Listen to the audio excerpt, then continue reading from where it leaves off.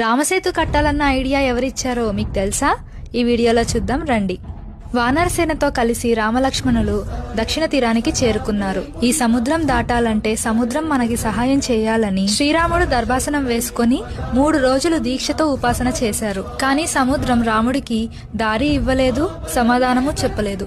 అది చూసిన రాముడికి కోపం వచ్చి, ఈ సముద్రాన్ని నా బాణంతో శుష్కింపచేస్తాను. శుష్కింపడం అంటే ఎండిపోయేలాగా చేయడం. అప్పుడు మనమంతా సులభంగా లంకకి చేరుకోవచ్చు అని లక్ష్మణ ఆ బాణం అందుకో అని అనగానే లక్ష్మణ స్వామి పరిగెత్తుకుంటూ వచ్చి, అన్నా దయచేసి కోప్పడొద్దు, సముద్రాన్ని అలా చేయకూడదు. అందుకు రాముడు, నా మంచితనాన్ని ఈ సముద్రుడు అలుసుగా తీసుకుంటున్నాడు, ఇది సరైంది కాదు లక్ష్మణ అని బ్రహ్మాస్త్రాన్ని తీసి ఎక్కుపెట్టారు. అది చూడగానే సముద్రుడు భయంతో నీటిలో నుంచి బయటకొచ్చాడు. రామా శాంతించు, నన్ను క్షమించు, దాటడానికి వీలు కాకపోవడం, లోతుగా ఉండడం అనేది నా స్వభావం. నేను పంచభూతాల్లో